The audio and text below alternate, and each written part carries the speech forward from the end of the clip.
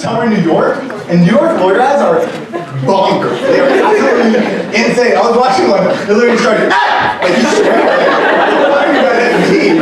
came in like this, I'm walking here energy, you know. He's like, hey, has this ever happened to you? And it's like the most New York secret. But you walking down Fifth Ave, okay, you cross the street, and you stop in the middle, turn around, because you realize that I left my mentor cut in that bodega. Has this ever happened to you? Back, okay, and then bang, you get hit by a cabbie, and the cabbie smacks so hard it knocks the bagel out of your pet pigeon's mouth. And so you turn to the cabbie and you're like, hey, what's the big idea? And out of the cab steps, what's this? Huh? How can it be? Man, de Blasio. Has this ever happened to you? And he just answers like the little jingles like DiMaggio and DiMaggio. Not far from that pizzeria. Very New York, you know. Are very different. It's not like that, you know, I'm walking here, it's more like that, like, bless your heart, you know, Southern John, so I come in, and literally I was watching a Southern lawyer ad, started like this, he said, hey, has this ever happened to you? You ever been hurt by a knucklehead? I'm sorry, I never went to law school, I can't imagine knucklehead. Simple term in the courtroom. How do you even like argue against that? He's like, Your Honor, that man is a knucklehead. He's like, objection! If anything, he's a real son of a gun. Stand! It's been one man show about Southern lawyers. Every character's named Atticus Finch. So, nice. But I do love the South. It's a great place. There's actually a little piece of the South with me today. My mother is in the house.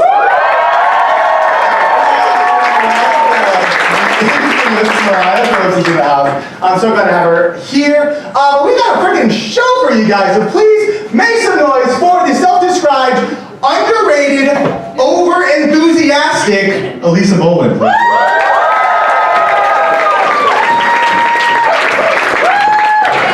Hello, everybody. All you attractive people, did you guys have a great Valentine's Day? That was not convincing. Wow. I'm sure you guys spent it better than me. I actually spent my first Valentine's Day single since I got my braces off. Wow, yeah. I'd recently gotten out of this crazy long distance relationship. And by long distance, I mean about 14 inches. Vertically, not horizontally. Get your minds out of the gutter, guys. Oh my goodness. I actually did receive a Valentine, though, from my mother. She sent me a fruit basket addressed to me and my ex, wishing us a great evening together. It was actually my own fault. I had put off telling her that I had broken up with anyone, knowing that she is the worst at relationship advice. She once famously told me that, based on my personality, I should wait until marriage to have sex. Because, knowing me, I would not be good at it anyway. Yeah. Actually, though, it was pretty crazy. Being single after being in a really committed long-term relationship is sort of like crawling out from an underground bunker of an apocalypse cult. I feel like Walt Disney's cryogenically frozen head coming to life to watch the live-action remake of Mulan 2. All I'm saying is things have changed.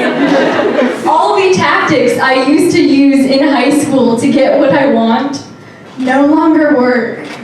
Like, I cannot wistfully stare someone into eating me out. I cannot ask Bethany, to ask Peter, to ask Jessica, to ask Jessie to tie me up.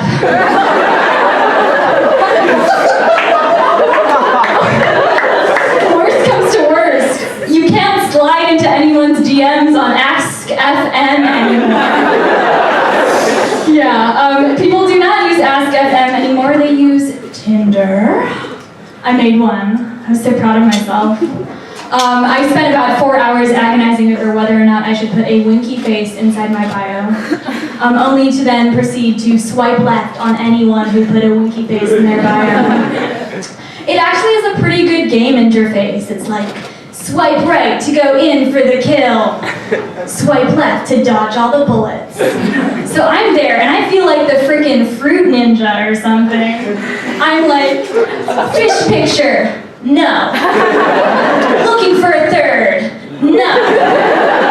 My ex, no. I've actually learned a lot about myself by going on Tinder. I now know what my type is. Not the type of person I'm into, but the type of person who is into me. Unfortunately, they're male. To make matters worse, they're straight. My roommate has a way more interesting love life than I do. I come home and it really does feel like I am living in a romantic comedy, and I am cast as the sassy ethnic friend. I do things like make her over by reminding her to take off her glasses before she goes on a date. Every now and then she will debrief her love life struggles with me, and my lines will be stuff like, "Oh, really? No way! You should follow your heart." Yeah, I do not even know if our relationship passes the Bechdel test. Sad. No one ever considers the rom-com from the perspective of the sassy ethnic friend, because it sucks. While she is out going eating fancy dinners with undercover movie stars, I'm at home putting her dishes into the dishwasher. While she is getting her drain snaked by young, handsome architects, I'm squatting over our bathtub, actually snaking the drain. To make matters worse, anytime anyone comes with a boombox over their head in the middle of the night, I wake up to that shit too. It's not a romantic gesture, folks. It's just a public nuisance. So if there's anything I want you to learn from my set, it is that I am single. And you know where to hit me up. SFM, baby.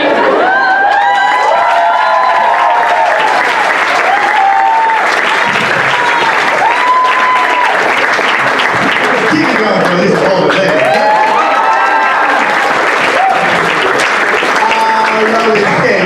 Okay, she was talking about her mom sending her gift basket. Cipriano, it was my birthday fairly recently, and someone in this crowd did not send me a birthday present. What do you have to say? I'm here today. Oh, kind of cheesy mess while there's a crowd watching. We'll talk about this at home. Okay, keep it going, ladies and gentlemen, for the lovely, my queen of queens, my lord of lords, Joe Blankson, everybody.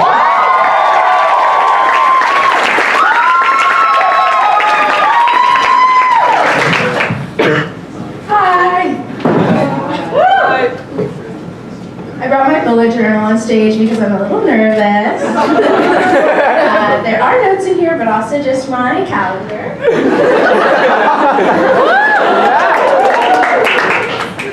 Okay,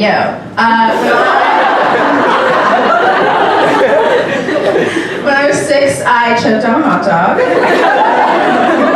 They're very slippery, and 6-year-olds are very stupid, so it was a disaster waiting to happen. When I say choked, I mean that I really choked, right? Like full hot dog in my windpipe, couldn't breathe for like 2 minutes. I'd have the Heimlich maneuver. Turns out it's not a dance move. And I'm still afraid of barbecues to this day. It was a bad experience. But on the bright side, I think it's the reason I know how to deep fry. Is that crazy? I don't know, like, 1, I know what it feels like now. 2, I have the right attitude about it. Okay, like, I can think back to that day. Was it pleasant? No. Could I breathe? No. But did I die? No. Thank you.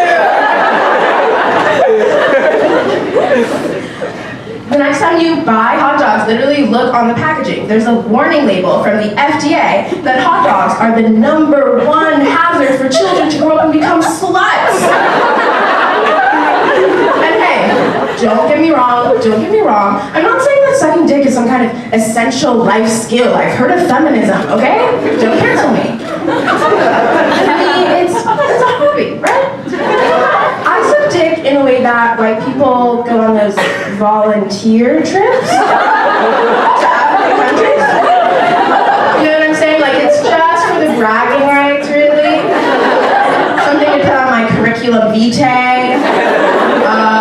Something to post to Facebook later.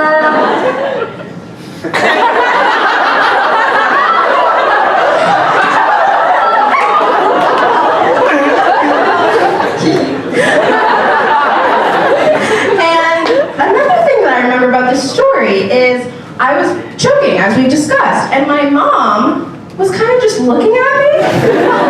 She really was not concerned. I think she just didn't believe that I was choking. She's historically not been nice to me. But I can't blame her too much, you know what I'm saying? If I found out that someone just appeared one day who looked just like me but was smarter, cuter, perkier, boobs, I'd be upset too. I have a lot of like minority identities, whatever. I'm just trying to say I have an affirmative action. Don't worry about it. But there's a very fun way that it makes me kind of iconic, I would say. Right? Like when a white guy drinks water, he's a white guy drinking water. When I drink water, I'm a queer black woman reclaiming hydration. It's very fun, it's very easy, just sip, sip. Liberation.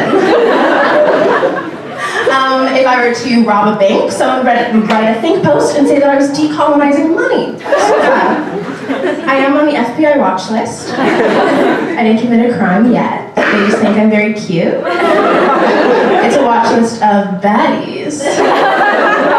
Every time I change my hair, they bump me up a few notches. I'm right behind Jeff Goldblum right now. So I'm very proud of that. I don't know about you guys, but I'm very glad that we live in a surveillance state because I love attention. Thank you for giving me yours. I'm Joe.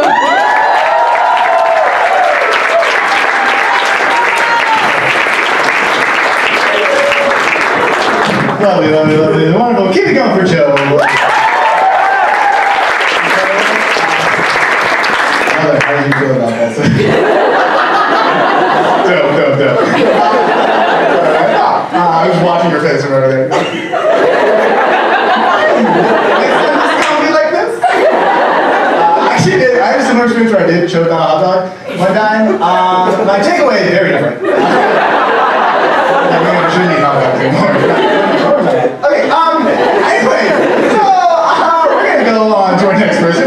Keep going, he's a Chicago boy through and through. It's Italiano, okay? Joey Cipriano, ladies and gentlemen.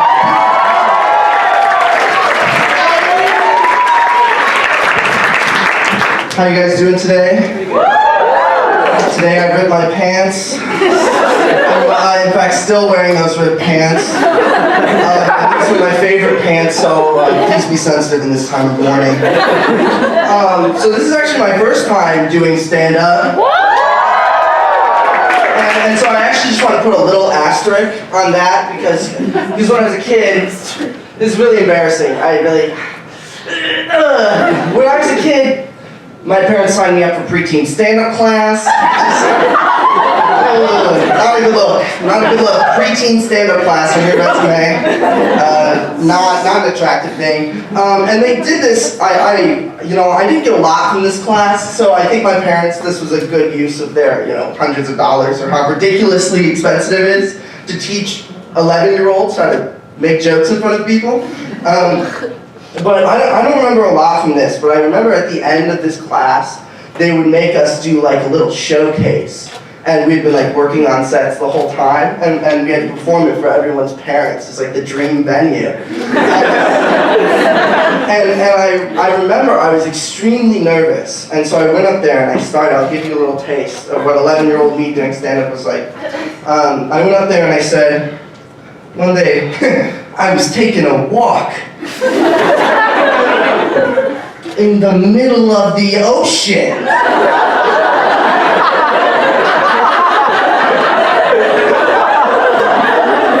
And I was so extremely nervous, and they also laughed then, which was nice of them. I was so nervous, I like skipped immediately to the end. So I started off, I was taking a walk in the middle of the ocean.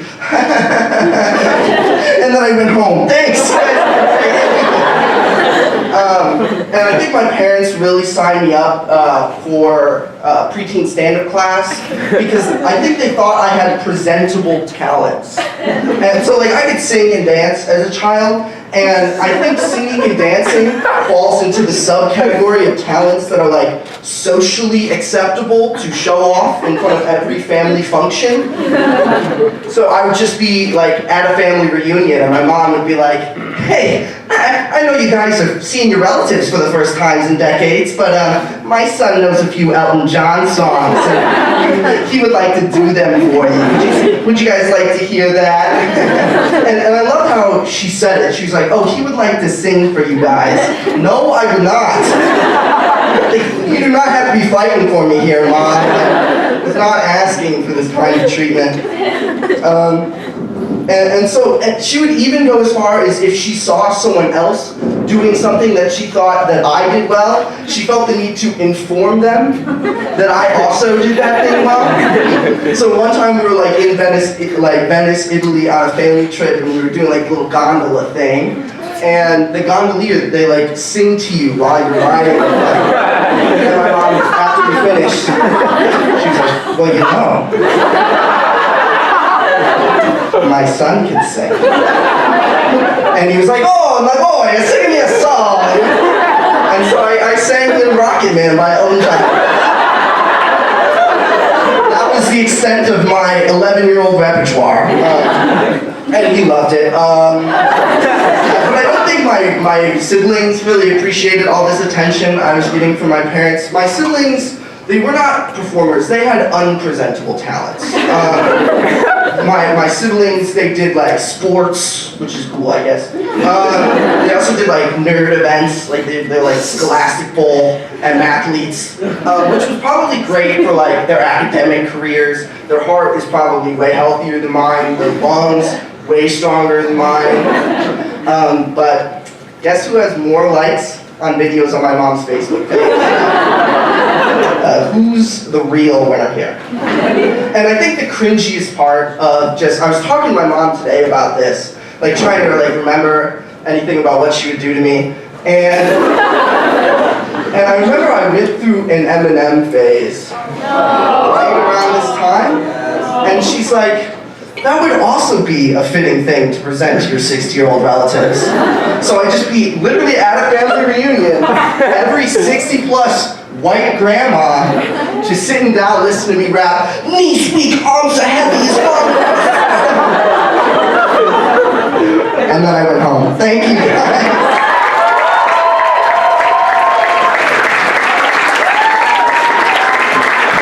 Cipriano, ladies and gentlemen. Give it up.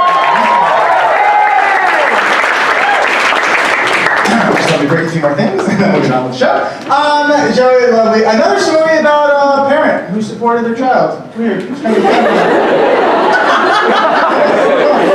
weird. I'm actually going to keep the show going. I'm actually have the beautiful, hot to try, lovely, and most importantly, humble as all get out. Yamini Nambimadom.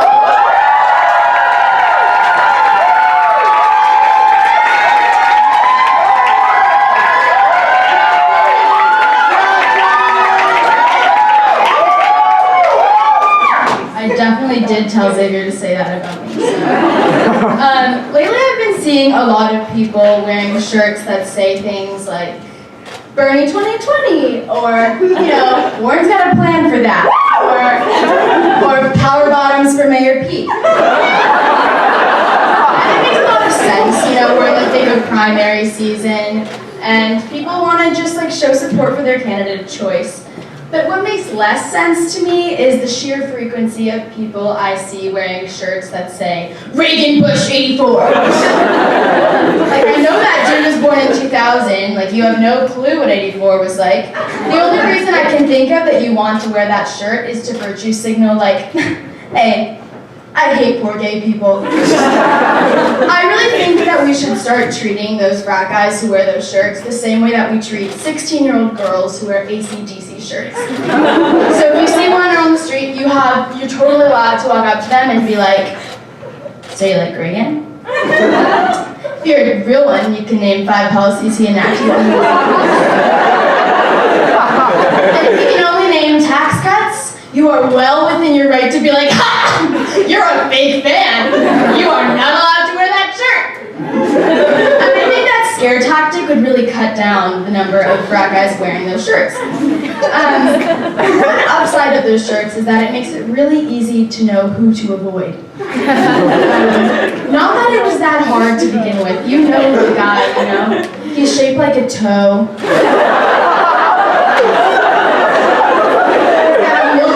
Complexion.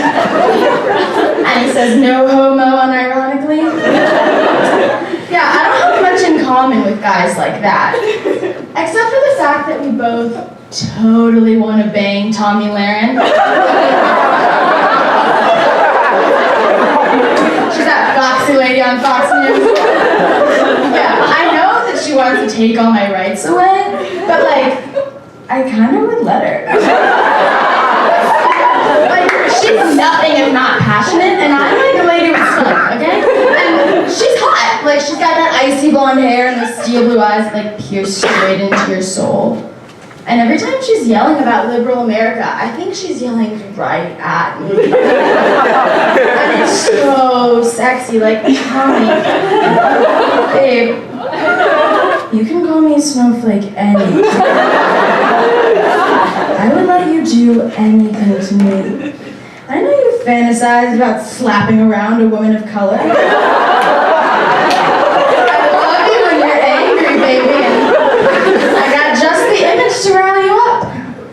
Me, wrapped in your sheets, wearing nothing but 2 Bernie 2020 songs. Thank you.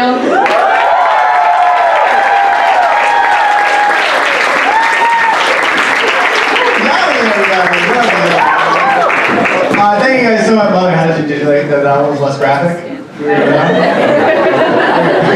Awesome, beautiful. Thank you guys so much. Give it up for all of our stand-ups. Up now, we have the senior solo show, all the 4th years, and off on campus, me included, okay? Yeah.